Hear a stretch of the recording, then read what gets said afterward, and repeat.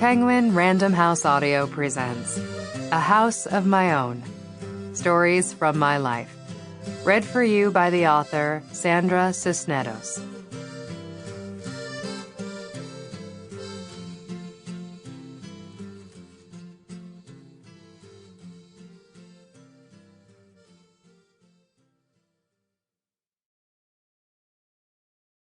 The Pearl is the Oyster's autobiography.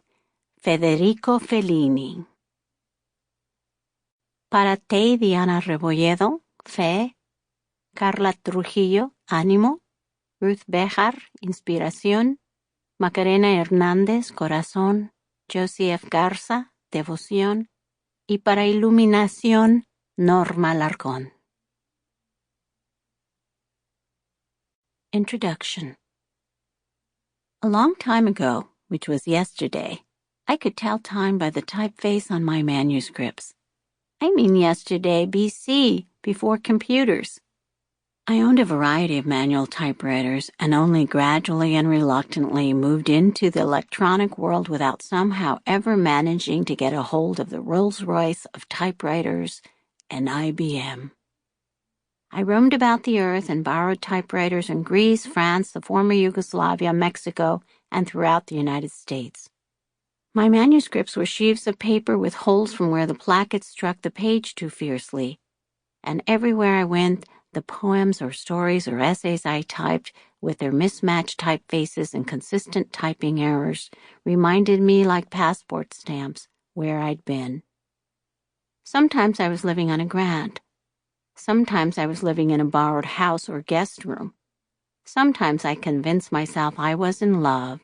But most of the time I lived alone in a space that wasn't mine, with bills that flared like small fires. That meant I passed through a lot of houses, loves, and typewriters, never quite finding the right one. I'm writing this now on a laptop in central Mexico, in a region where my ancestors lived for centuries. My office is a leather equipal table and chair on a covered terrace. On either side of me, a chihuahua snoozes. Next door, a palm tree rattles like a maraca, and down in the town center, a church bell gongs the hour. In my last house in San Antonio, Texas, I worked in a 2-story office in my backyard and lived with a flock of dogs that followed me about like Mary's little lamb. I still own dogs, and I still have a lot of typefaces on my manuscripts. Some files I can't open because the computer is long gone, and so is the software. I count the passing of time by the purchase of writing machines. So I'm gathering up my stray lambs that have wandered out of sight, and I'm herding them under one roof, not so much for the reader's sake, but my own. Where are you, my little loves, and where have you gone? Who wrote these and why? I have a need to know so that I can understand my life. These stories from my life span from 1984 to 2014. Most were written for specific audiences, a university or high school lecture, a journal, an anthology, often at someone's request. In the beginning, I didn't have a lot of confidence to speak as myself. I used the scrim of poetry and fiction. The truth told slant, as Emily Dickinson instructed. To speak as me required learning to come out from behind the screen. In an early autobiographical response compiled in a book of Chicano interviews, not only were the facts wrong, I was young enough to take the family at their word regarding story, but my own voice sounds stilted, as if I were wearing a big suit with suede patches and smoking a pipe. I disown that first essay and don't include it here for those reasons. I've excluded almost all of the few reviews, critical essays, and interviews I wrote early on for Third Woman Press and/or when I was literature director at the Guadalupe Cultural Arts Center in San Antonio, as they didn't seem to fit the theme or didn't age well. Some of the interviews I conducted with other writers remain untranscribed, and maybe it's best they stay that way. I've withheld as well introductions or epilogues to books when they couldn't stand alone, Fenders without the car.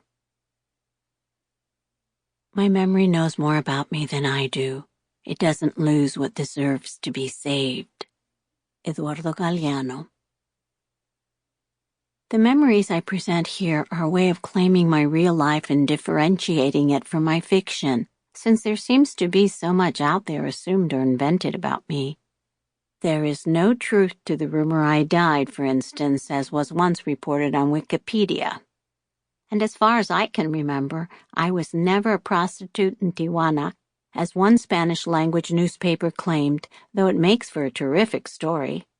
Rather than write an autobiography, which I have no inclination to do at the moment, a form of weaving one's own death shroud, I offer my personal stories as a way of documenting my own life. Most of the selections included in this collection were tinkered with for unity, to dodge repetition when possible, or just because my standards have gotten higher with time. Some existed formerly only in spoken form until I figured out how to transcribe them. Often I had to tell the story over and over till it felt complete. When this happened, it's likely I couldn't remember the true event anymore, but I could understand myself better. I think it's like this for most people. We tell a story to survive a memory in much the same way the oyster survives an invading grain of sand. The pearl is the story of our lives, even if most wouldn't admit it. In 1985, the literary critic Tatiana Rebolledo invited me to give what would be my first academic lecture for the Modern Language Association conference in Chicago.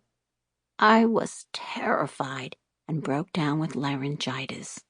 I had to deliver the paper in a stage whisper, swallowing glass after glass of hot water till somehow I managed to get to the end. It may have made no huge difference to the MLA and the world, but it was a great success to me all the same, and that success gave me courage to keep writing more nonfiction prose. I thank Tay now for her encouragement and faith all those years ago. What happened to that first paper? Solo Dios. Only God knows. This was BC. I thought at first to arrange the sequence of these stories as if they were rooms in a house, placing each selection in a different area, as if the reader were entering a dwelling, the threshold for the introduction, the hall for a story about connections, the stairway for spiritual ascension, etc. In the end, for clarity's sake, I was compelled to arrange the stories in the sequence I wrote them, even if the story had been told before. Each time I told it, I hoped I was getting a more perfect truth, adding a layer of nacre, making the story more complete and whole. The further away a story, the more clearly you can see it, I've always said, because only then can you see yourself. Flipping through a journal written in January of 1983, I found my younger self traveling on a National Endowment for the Arts Fellowship through Europe and reporting, after meandering for a month in borrowed homes, how ecstatic I felt finally when I was lodged at an arts colony and lent a house of my own and a typewriter. A house, a writing machine. These two go hand in hand for me. A home makes me feel like writing. I feel like writing when I'm at home. Nowadays, I would add that I need one more thing in order to write. My animals. When they are with me, I am at home. In Mexico, feast days are celebrated with magnificent firework displays called castles. These castillos, set up in the street or public plaza, are not made of mortar and stone, but of carrizo, reeds. Fireworks are tied to a gigantic carrizo pyramid with the more complicated and stunning pyrotechnics on top, like the wedding couple crowning a cake. Part of the extraordinary pleasure in witnessing the show is that the viewers stand as close as they like to the falling fireworks, like a foolhardy rock concert mob. There are no safety measures taken that I can see. At any moment, madness and mayhem might spontaneously erupt. I think this is part of the allure. The first tier is lit. 3 images rotating and whirling and setting off a tepid spray of sparks into the crowd. A star, a sunflower, a flag, blazing briefly till they fizzle in a tail of gauzy smoke. But it's the higher levels that terrify and delight, growing more elaborate as they rise, more dangerous. Sample complete. Ready to continue?